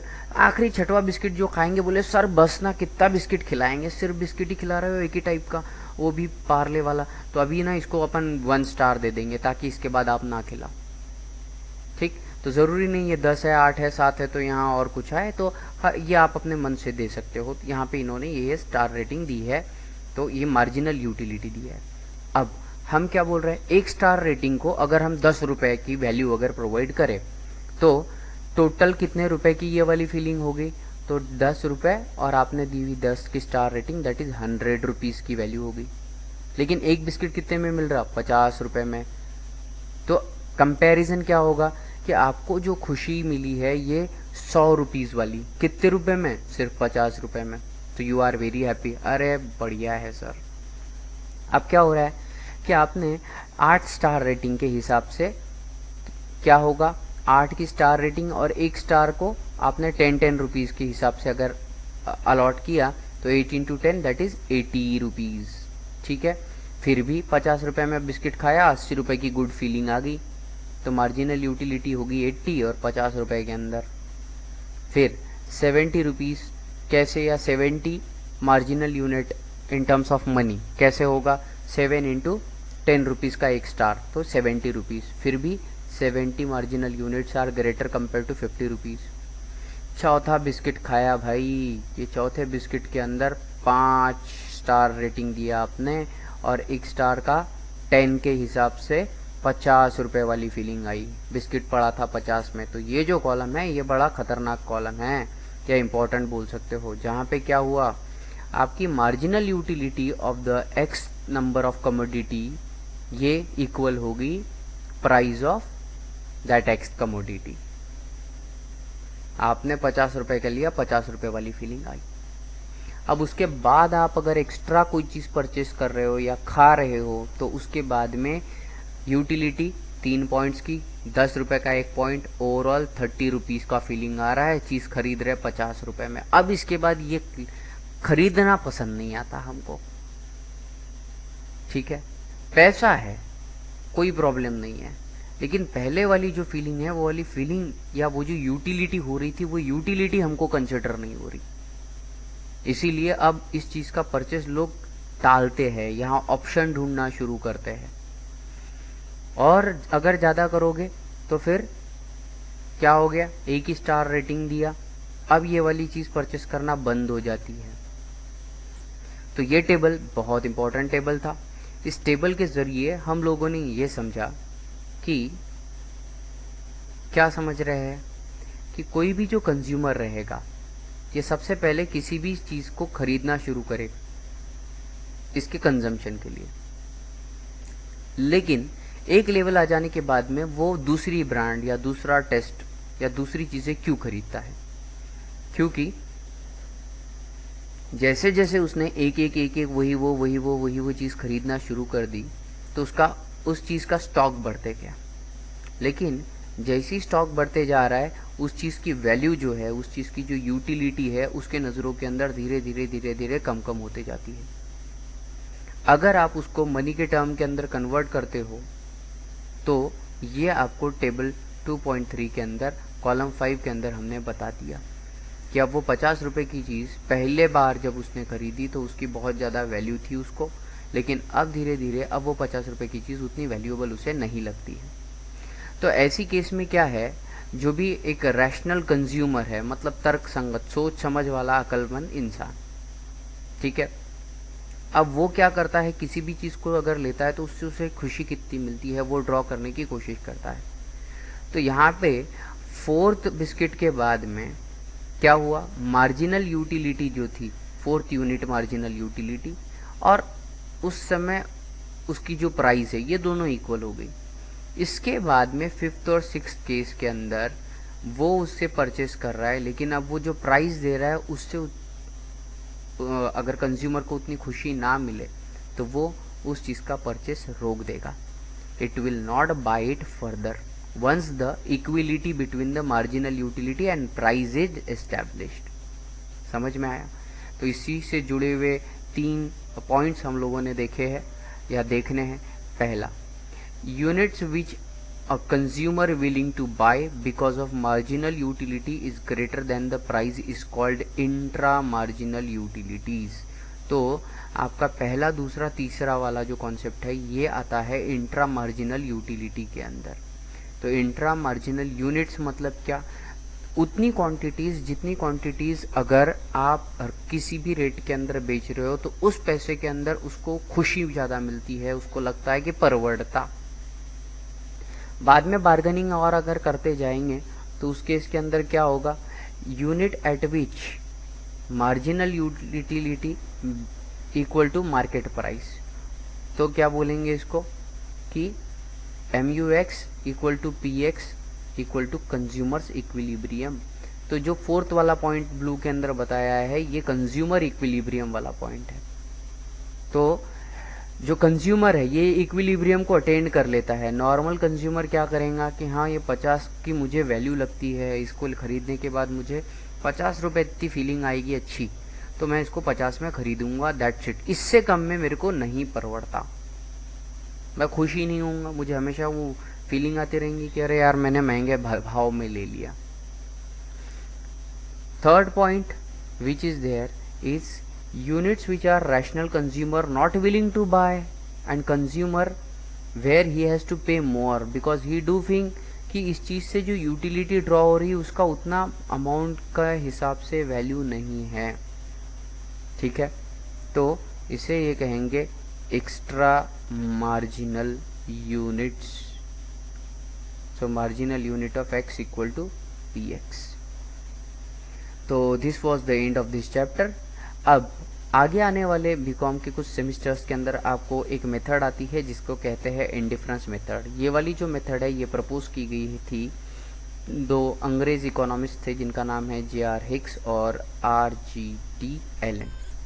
इन दोनों के हिसाब से ये है कि आप जो नंबर के फॉर्मेट के अंदर कार्डिनल यूटिलिटी एनालिसिस कर रहे हो, जो कि प्रोफेट अल्बर्ट मार्शल ने बताया है, इसी कॉन्सेप्ट को उन्होंने आगे बढ़ाते हुए इसके बारे में डिटेल जानकारी दी है। इन्होंने कहा है कि अगर आप किसी एक चीज़ के बारे में स्टडी कर रहे हो तो इसके कंपैरिजन में 2 या उससे ज़्यादा चीज़ों का कर्व आप बनाकर देखो। तो ये जो इंडिफरेंस कर्व रहेगा, मतलब 2 चीज़ों के बीच के यूटिलिटी के डिफरेंस का जो कर्व रहेगा, अगर आप उसका कॉम्बिनेशन देखेंगे तो किसी एक पर्टिकुलर पॉइंट के ऊपर कंज्यूमर क्या करता है, same level of satisfaction derive करता है। मतलब 2 या उससे ज़्यादा के कॉम्बिनेशन से हम जो यूटिलिटी की वैल्यू लो होते जा रही है वो मेंटेन करने की कोशिश करेंगे। फॉर एग्जांपल, आप इडली खाते जा रहे हो तो इडली आपको पहले बहुत अच्छी लग रही थी, आप धीरे धीरे यूटिलिटी इडली जितनी ज़्यादा खाते जाएंगे उसकी वैल्यू कम है। और सांभर आपको कम पसंद है तो सांभर आपने लिया और सांभर फिर क्या हो रहा है, आप इडली का टेस्ट बढ़ाने के हिसाब से सांभर धीरे धीरे आपका वैल्यू इंक्रीज करते जा रहा है। तो एक ऐसा पॉइंट आएगा जहाँ पे अगर दोनों के हिसाब से यूटिलिटी कैलकुलेट करेंगे तो ये वाला इनडिफरेंस जो भी क्रिएट हो रहा है 2 कमोडिटी या उससे ज़्यादा कमोडिटीज़ के बीच में, ये सेटिस्फेक्शन का या यूटिलिटी का वो वाला क्वोशंट मेंटेन करने की कोशिश करता है। So hope so this chapter was very useful and here we end this chapter. Hereafter we'll begin chapter number 3. Thank you very much.